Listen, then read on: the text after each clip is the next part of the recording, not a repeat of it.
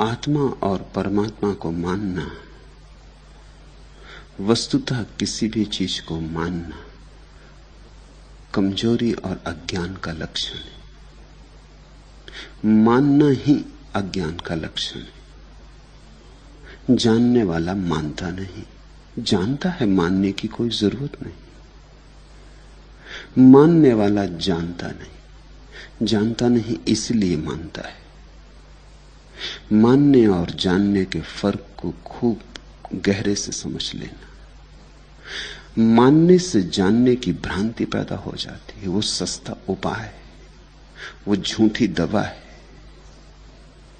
मान लिया ईश्वर है, इस मानने में बड़ी तरकीब है मन की, अब जानने की कोई जरूरत न रही। मानने से जानने का भ्रम खड़ा कर लिया, मानते रहे वर्षों तक, दोहराते रहे कि ईश्वर है, दोहराते रहे कि ईश्वर है, मंदिर और मस्जिद में और गिरजे और गुरुद्वारे में, तो धीरे धीरे भूल ही जाओगे कि मुझे पता नहीं। बार बार दोहराने से ऐसी प्रतीति होने लगेगी कि हां ईश्वर है, मगर ये तुम्हारी पुनरुक्ति है, ये तुम्हारा ही मनोभाव है जो सघन हो गया। ये आत्मसम्मोहन है, ये ऑटो हिप्नोसिस है, ये केवल संस्कार मात्र है। तुम कहीं पहुंचे नहीं, तुम बदले नहीं, तुम्हारे जीवन में कोई क्रांति नहीं हुई, तुम वैसे के वैसे हो। सिर्फ तुमने एक आवरण ओढ़ लिया, तुमने राम नाम चदरिया ओढ़ ली, भीतर तुम ठीक वैसे हो जैसे पहले थे। तुमने विश्वास का वस्त्र ओढ़ लिया। किसको धोखा दे रहे हो? और तुमने मूलतः अपने को एक भ्रांति और झूठ के साथ बांध लिया। जिस दिन पहली बार तुमने माना कि ईश्वर है, वह झूठ था, क्योंकि तुमने बिना जाने माना था। तुमने बेईमानी की हद कर दी। तुम संसार में धोखाधड़ी करते थे, ठीक। तुम बाजार दुकान पर धोखाधड़ी करते थे, ठीक। तुम मंदिर में भी अपना झूठ ले आए। तुम तो न बदले मंदिर में आके, तुमने मंदिर का ही रूप बदल दिया। मंदिर भी विकृत हुआ, भ्रष्ट हुआ तुम्हारे साथ। तुम तो न तर सके नाव को लेकर, नाव को डुबा बैठे। आप डुबनते पांडे ले डूबे जिजमान। और जब पहले दिन ही बात झूठ थी, तो दोहराते दोहराते अंतिम दिन कैसे सच हो जाएगी? झूठ दोहराने से सच होता है। लाख दोहराओ, झूठ झूठ है। लेकिन झूठ दोहराने से प्रतीत होता है कि सच हो गया। अडोल्फ हिटलर ने यही अपनी आत्मकथा मेन केव में लिखा है कि झूठ को दोहराते जाओ, दोहराते दोहराते एक दिन सच हो जाता है। सुनो ही मत किसी की, दोहराते जाओ। बार बार सुनने से लोगों को भरोसा आने लगता है कि सच ही होगा। जब इतनी जगह दोहराया जा रहा है, इतने लोग दोहरा रहे हैं, इतने मंदिर मस्जिद, इतने पंडित पुरोहित, इतने मौलवी दोहरा रहे हैं एक ही बात। माँ बाप, स्कूल, समाज, संस्कृति सब दोहरा रहे हैं, ईश्वर है। इस दोहराने वालों की जमात में तुमने भी दोहराना शुरू कर दिया, और धीरे धीरे लगेगा कि सच हो गया। लेकिन झूठ कभी सच नहीं होता। दोहराने से कैसे कोई बात सच हो सकती? तुम लाख दोहराते रहोगे, पत्थर गुलाब का फूल है, पत्थर पत्थर है, गुलाब का फूल नहीं होगा। लेकिन यह हो सकता है कि बहुत बार दोहराने से तुम्हें गुलाब का फूल दिखाई पड़ने लगे। वो झूठा गुलाब का फूल होगा, वो सपना है जो तुमने पत्थर पर आरोपित कर लिया। कुछ दिन मत दोहराओ, फिर पत्थर पत्थर हो जाएगा। पत्थर कभी कुछ और हुआ ही न था, पत्थर पत्थर ही था। सिर्फ दोहराने से तुम भ्रांति में पड़े थे। सब चीजें तुमने झूठ कर डाली, तुमने धर्म भी झूठ कर डाला है। इसलिए बुद्ध कहते हैं ना तो ईश्वर को मानने की जरूरत है, ना आत्मा को मानने की जरूरत है। मानने की जरूरत ही नहीं है। मानने की जड़ काटने के लिए उन्होंने कहा ईश्वर नहीं है, आत्मा नहीं। ऐसा नहीं कि ईश्वर नहीं है, ऐसा नहीं कि आत्मा नहीं है। ऐसा तो बुद्ध कैसे कहेंगे? बुद्ध जानते हैं। लेकिन तुम्हारी भ्रांतियां बहुत हो चुकी और उनकी जड़ काटनी जरूरी है। और एक ही तरह से जड़ कट सकती है कि बुद्ध जैसा पुरुष कह दे कि नहीं कोई ईश्वर है और नहीं कोई आत्मा है, ताकि तुम झकझोरे जाओ, ताकि तुम्हारी भ्रांति के बाहर तुम आओ, ताकि तुमने जो झूठ निर्मित कर लिए और झूठों के आधारों पर जो भवन खड़े कर लिए वो गिर जाएं। तुम्हारे ताश के पत्तों से बने घर को फूंक मारी बुद्ध ने, तुम्हारी कागज की नावों को डुबा दिया, तुम्हारे सामने बेरहमी से डुबा दिया। इसलिए तो ये देश बुद्ध को माफ नहीं कर पाया। इस देश ने बुद्ध को इस देश से ही उखाड़ फेंका। जो तुम्हारे ताश के महलों को गिराएगा उससे तुम नाराज हो ही जाओगे। जो तुम्हारे सपनों को तोड़ेगा और तुम्हें नींद से उठाएगा उसके तुम दुश्मन हो ही जाओगे। और जैसा अथक प्रयास बुद्ध ने किया किसी और ने कभी नहीं किया। बुद्ध की चोट संघातक है। जो हिम्मतवर थे और जिन्होंने झेल ली अपनी छाती पर, वो नए हो गए, उनका नया जन्म हो गया। जो कमजोर थे वो क्रुद्ध हो गए, जो कमजोर थे उन्होंने बदला लिया। बुद्ध के सामने तो ना ले सके, लेकिन बुद्ध के जाने पर बदला लिया। जिस देश में बुद्ध जैसा व्यक्ति पैदा हुआ उस देश में बौद्धों का नाम मात्र ना बचा। ये कैसे हुआ होगा? जरूर इस देश के मन में बड़ी प्रतिक्रिया हुई होगी कि हमारा भगवान झूठ, हमारी आत्मा झूठ, हमारे शास्त्र झूठ, हमारे वेद झूठ, हम झूठ, सब झूठ, सिर्फ ये एक आदमी गौतम बुद्ध सच। ऐसा बुद्ध ने कहा नहीं था कि सिर्फ मैं सच। बुद्ध ने इतना ही कहा था, मान्यता झूठ, जानना सच, विश्वास झूठ, बोध सच। यही बुद्धत्व के धर्म का सार है। बोध सच, जागो, जाग कर देखो, मान कर मत देखो, क्योंकि मान के देखने से तुम्हारी आंख पे चश्मा हो जाता, मानने का चश्मा। तुमने मान लिया कि जगत लाल है और मानते चले गए और लाल को ही देखते चले गए, देखने की चेष्टा करते रहे, संभालते रहे। इसी को तो लोग साधना कहते, लाल को देखने की चेष्टा। फिर एक दिन तुम्हें लाल दिखाई पड़ने लगा, हरे वृक्ष लाल मालूम होने लगे, नीला आकाश लाल मालूम होने लगा। तब तुमने समझा कि अब पहुंच गए। कहीं नहीं पहुंचे, तुम और भटक गए, तुम और गिर गए, तुम जहां थे वहां से भी पीछे फेंक गए। आंख खोलो और विश्वासों की धूल झाड़ दो। बुद्ध का संदेश सीधा साफ है। आंख हो और विश्वास मुक्त हो, चैतन्य हो और संस्कार मुक्त हो, बोध हो और विचार मुक्त हो। बस फिर जो है वही दिखाई पड़ जाएगा। जो है उसको बुद्ध ने नाम भी नहीं दिया, क्योंकि नाम देना खतरनाक है। तुम इतने खतरनाक लोग हो कि नाम देते ही नाम को पकड़ लेते हो, जिसको नाम दिया उसको तो भूल ही जाते हो। इसलिए बुद्ध ने कहा जो है, उस जो है का स्वभाव ही धर्म है। बिना विचार के जगत को देखना धर्म को जानना है। निर्विचार भाव में अस्तित्व को अनुभव करना धर्म की प्रतीति है, धर्म का साक्षात्कार है। परमात्मा नहीं है, आत्मा नहीं है, सिर्फ इसलिए कहा बुद्ध ने कि अगर ये हैं ऐसा कहो तो तुम्हारी पुरानी झूठी धारणाओं को सबलता मिलती, बल मिलता है। मैं भी रोज यही करता हूं, चेष्टा करता हूं कि तुम्हारी पुरानी धारणा टूट जाए। और ऐसा नहीं है कि तुम्हारी पुरानी धारणा गलत ही होनी चाहिए, धारणा गलत है। यह हो सकता है ईश्वर है, लेकिन ईश्वर को मानने की वजह से तुम नहीं देख पा रहे हो। ईश्वर के मानने को छीन लेना है ताकि जो है वो प्रकट हो जाए।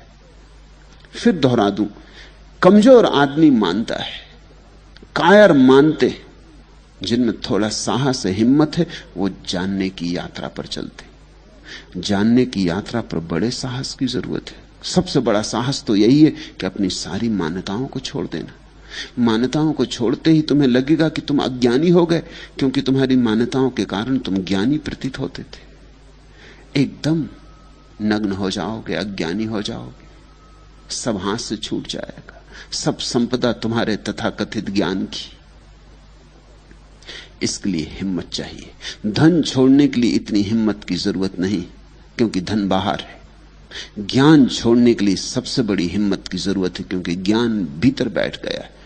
धन तो ऐसा है जैसे वस्त्र किसी ने पहने, फेंक दिए, नग्न हो गया। ज्ञान ऐसे है जैसे हड्डी, मांस, मज्जा, चमड़ी, उखाड़ो, अलग करो, बड़ी पीड़ा होती। इसलिए लोग धन को छोड़कर जंगल चले जाते हैं, लेकिन ज्ञान को साथ ले जाते। हिंदू जंगल में बैठ के भी हिंदू रहता है, जैन जंगल में बैठ के भी जैन रहता है, मुसलमान जंगल में बैठ के भी मुसलमान रहता है। क्या मतलब हुआ? संस्कार तो साथ ही ले आए, कहते हो समाज को छोड़ दिया। क्या खाक छोड़ा? जिस समाज ने तुम्हें ये संस्कार दिए थे वो तो तुम साथ ही ले आए। यही तो असली समाज है जो तुम्हारे भीतर बैठा है। समाज बाहर नहीं, समाज बड़ा होशियार है और कुशल है। उसने भीतर बैठ के तुम्हारे अंतस्थल में जगह बना दी। अब तुम कहीं भी भागो वो तुम्हारे साथ जाएगा। जब तक तुम जागोगे नहीं, समाज तुम्हारा पीछा करेगा। बुद्ध ने कहा जागो। जागकर जिसका दर्शन होता है उसको ही उन्होंने धर्म कहा। वह धर्म शाश्वत है, सनातन है। एस धम्मो सनातनो। धर्म तुम्हारा स्वभाव है, अस्तित्व का स्वभाव, तुम्हारा स्वभाव, सर्व का स्वभाव। धर्म ही तुम्हारे भीतर श्वास ले रहा है, और धर्म ही वृक्षों में हरा होकर पत्ते बनाए, और धर्म ही छलांग लगाता हरिण में, और धर्म ही मोर बन के नाचता है, और धर्म ही बादल बन के घिरता है, और धर्म ही सूरज बन के चमकता है, और धर्म ही है चांद तारों में, और धर्म ही है सागरों में, और धर्म ही सब तरफ फैला है। धर्म से मतलब है स्वभाव। इस सब के भीतर जो अंतस्थल है वह एक ही है, जीवंतता अर्थात धर्म, चैतन्य अर्थात धर्म, ये होने की शाश्वतता अर्थात धर्म। ये होना मिटता ही नहीं। तुम पहले भी थे, किसी और रूप, किसी और रंग, किसी और ढंग में। तुम बाद में भी होगे, किसी और रंग, किसी और रूप, किसी और ढंग में। तुम सदा से थे और तुम सदा रहोगे, लेकिन तुम जैसे नहीं। तुम तो एक रूप हो। इस रूप के भीतर तलाशो, जरा खोदो गहराई में। इस देह के भीतर जाओ, इस मन के भीतर जाओ, और वहां खोजो जहां लहर सागर बन जाती, जहां लहर सागर है। जब भी तुम सागर में उठी किसी लहर में जाओगे तो थोड़ी देर में, देर अबेर सागर मिल जाएगा। ऐसे ही तुम एक लहर हो। लहरें बनती हैं, मिटती हैं, सागर न बनता न मिटता। सागर शाश्वत है, सनातन है। लेकिन तुमने लहर को खूब जोर से पकड़ लिया है। तुम कहते हो मैं ये लहर हूं, और तुम ये भी चिंता में लगे हो कि कैसे ये लहर शाश्वत हो जाए। ये कभी ना हुआ है ना होगा। लहरें कैसे शाश्वत हो सकती? लहर का तो अर्थ ही है जो लहराई और गई, आई और गई, वही लहर। लहर कैसे शाश्वत हो सकती है? बनती नहीं कि मिटने लगती, बनने में ही मिटती। तुम तो जन्मे नहीं और मरने लगे। जन्म के साथ ही मृत्यु शुरू हो गई। लहर तो बनने में ही मिटती। लहर शाश्वत नहीं हो सकती। लहर को शाश्वत बनाने का जो मोह है, इसी का नाम संसार है। ये चेष्टा कि जैसा मैं हूं ऐसा ही बच जाऊं। बड़े कंजूस, ऐसा ही बच जाऊं जैसा हो, और जैसे हो इसमें कुछ सार नहीं मिल रहा है। मजा ये है, जैसे हो इसमें कुछ मिला नहीं, न कोई सौंदर्य, न कोई सत्य, न कोई आनंद, फिर भी जैसा हूं ऐसा ही बना रहूं। तुमने कभी सोचा कि अगर ये तुम्हारी आकांक्षा पूरी हो जाए तो इससे बदतर कोई दशा होगी? तुम जैसे हो अगर ऐसे ही रह जाओ सदा सदा के लिए, ऐसे ही जैसे तुम हो, ठहर जाओ, तुमने सोचा भी नहीं, तुम घबरा जाओगे। तुम कहने लगोगे नहीं प्रभु भूल हो गई, ये प्रार्थना वापस लेता हूं, ऐसा ही रह जाऊंगा, ठहरा, रुका, अवरुद्ध, कष्टपूर्ण हो जाएगा। नहीं, मुझे जाने दो, नए को आने दो। संसार है मैं जैसा हूं वैसे ही रहने की आकांक्षा, सन्यास है जैसा हो वैसा ही हो जाने की तत्परता। जैसा हो, आज आदमी तो आदमी, कल कब्र में पड़ोगे और घास बन के उगोगे, हरी घास कब्र पर। परम सुंदर है।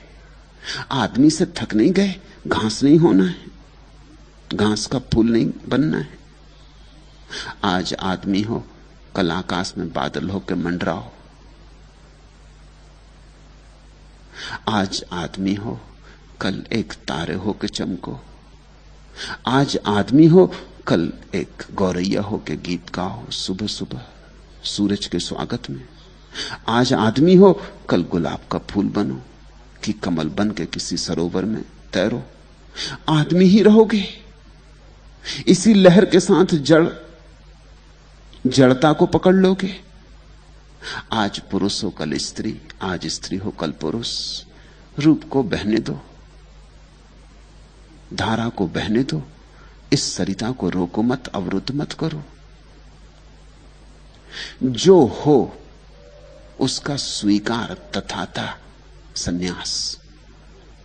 जैसा मैं हूं बस ऐसा ही रहे सदा, ऐसी जड़ आग्रह की अवस्था, ऐसा दुराग्रह संसार। संसार में अगर दुख मिलता है तो इसलिए दुख मिलता है क्योंकि जो नहीं हो सकता उसकी तुम मांग करते हो। और सन्यासी अगर सुखी है, प्रफुल्लित है, आनंदित है, तो कोई खजाना मिल गया है उसे। वो खजाना क्या है? वो खजाना यही है कि जो होता है वो उसी के साथ राजी। जैसा होता है उसमें रत्ती भर भिन्न नहीं चाहता, भिन्न की आकांक्षा गई, उसकी कोई वासना नहीं, वो कुछ मांगता नहीं, वो प्रतिपल जीता है आनंद से। जवान है तो जवानी में प्रसन्न है, और बच्चा था तो बच्चे में प्रसन्न था, और बूढ़ा हो जाएगा तो बुढ़ापे का सुख लेगा। जीता था तो जीने का गीत देखा और जीने का नाच, और मरेगा तो मृत्यु का नाच देखता हुआ मरेगा। जहां है जैसा है उससे अन्यथा या कहीं और होने की आकांक्षा नहीं।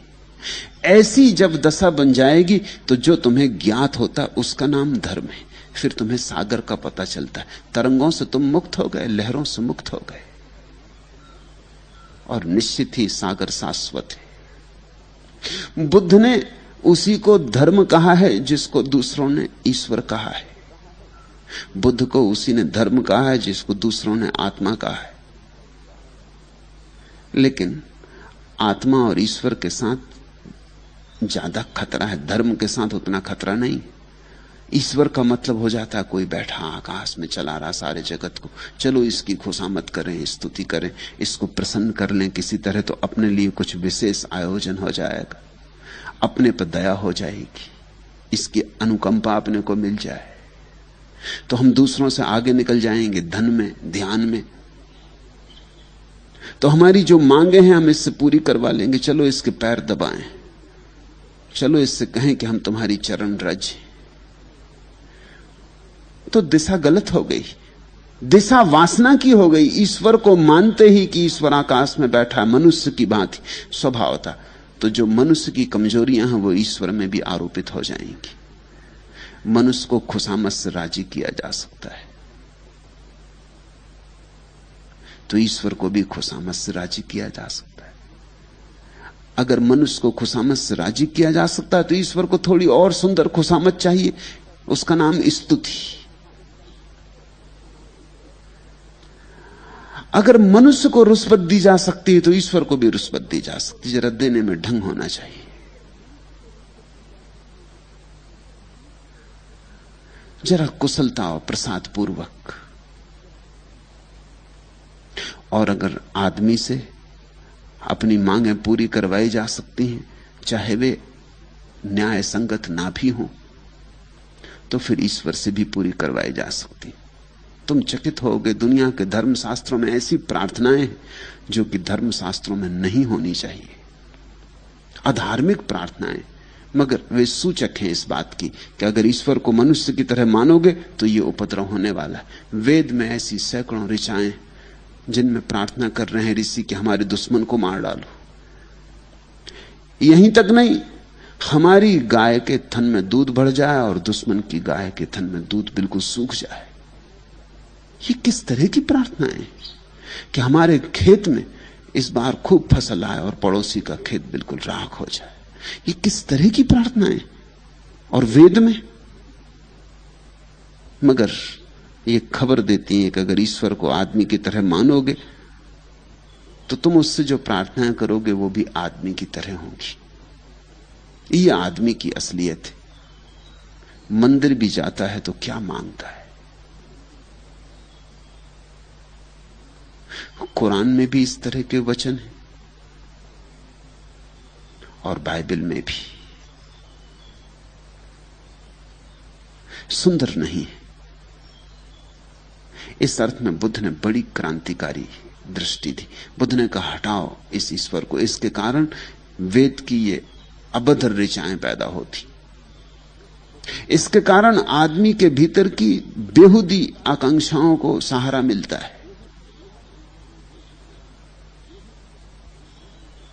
ईश्वर को हटा दो। ईश्वर की जगह नियम को स्थापित किया बुद्ध ने, धर्म। अब नियम से कोई प्रार्थना थोड़ी कर सकते हो। किसी को तुमने गुरुत्वाकर्षण से प्रार्थना करते देखा कि आज जरा घर के बाहर जा रहा हूं, हे गुरुत्वाकर्षण रास्ते पे गिरा मत देना, टांग मत तोड़ देना, क्योंकि और लोगों के कई के फ्रैक्चर हो गए हैं, मुझे ना हो ये, देखो मैं तुम्हारा भक्त हूं। गुरुत्वाकर्षण से कोई प्रार्थना नहीं करता। करेगा तो मूढ़ मालूम पड़ेगा, खुद की ही आंखों में मूढ़ मालूम पड़ेगा। लेकिन एक दफे गुरुत्वाकर्षण को भी आदमी का रूप दे दो कि गुरुत्वाकर्षण जो है वो एक देवता है जो देखता रहता कौन ठीक चल रहा है कौन ठीक नहीं चल रहा है। जो ईर्ष्या तिरछा चलता है उसको गिराता है, दे मारता है, हड्डी तोड़ देता है, अस्पताल में भर्ती करवा देता है। जो सीधा चलता है, साफ चलता है, संभल के चलता है, उसको बचाता है।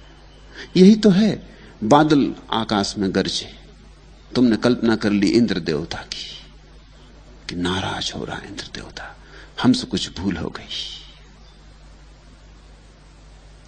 बिहार में भयंकर अकाल पड़ा और महात्मा गांधी ने पता है क्या कहा? उन्होंने कहा यह हमारे पापों का फल है। देवता पापों का प्रतिकार दंड दे रहा। क्या पाप? हरिजनों के साथ जो हमने पाप किया उसका फल दे रहा। लेकिन वो पाप तो पूरे देश में हो रहा है, सिर्फ बिहार में ही नहीं हो रहा। तो बिहार के लोगों को क्यों सता रहा है? ये बिहारियों ने बेचारों ने क्या बिगाड़ा है? लेकिन हम जब भी ईश्वर को व्यक्ति की तरह मान लेते हैं तो कुछ झंझटें आनी शुरू होती। बुद्ध ने ईश्वर के व्यक्तित्व को पोंछ डाला, व्यक्तित्व को हटा दिया, रूप को गिरा दिया, अरूप बना दिया। वेद कहते हैं परमात्मा अरूप है, लेकिन फिर भी उनकी प्रार्थनाएं जो हैं वो उसको रूप मान के ही चल रही। बुद्ध ने वस्तुतः परमात्मा का रूप कर दिया। परमात्मा है ही नहीं, परमात्मा कोई ईश्वर नहीं। फिर क्या है? फिर एक महान नियम है, जीवन का एक शाश्वत नियम है जो सब जिसके आधार से चल रहा है। नियम की प्रार्थना नहीं की जा सकती, नियम से प्रार्थना नहीं की जा सकती, नियम की खुशामद भी नहीं की जा सकती, नियम को रुस्बत भी नहीं दी जा सकती। नियम का तो पालन ही किया जा सकता है। पालन करोगे सुख पाओगे, नहीं पालोगे दुख पाओगे। और ऐसा नहीं है कि नियम वहां बैठा है डंडा लिए कि नहीं पाला तो सिर तोड़ देगा। कोई वहां बैठा नहीं है। तुम नियम के विपरीत जाके स्वयं को दंड दे लेते हो। जब तुम शराब पी के क्षेत्र से चलते तो गिर जाते हो। ऐसा नहीं कि गुरुत्वाकर्षण देख रहा है बैठा हुआ वहां कि अच्छा अब इस आदमी ने शराब पी, अब इसकी तोड़ो टांग। ऐसा वहां कोई भी नहीं है। जब तुम संतुलन खो देते हो, अपने संतुलन खोने के कारण ही तुम गिर पड़ते हो। तुम ही अपने को दंड देते, तुम ही अपने को पुरस्कार। बुद्ध ने तुम्हें सारी शक्ति दे दी, बुद्ध ने तुम्हें सार्वभौम शक्ति दे दी।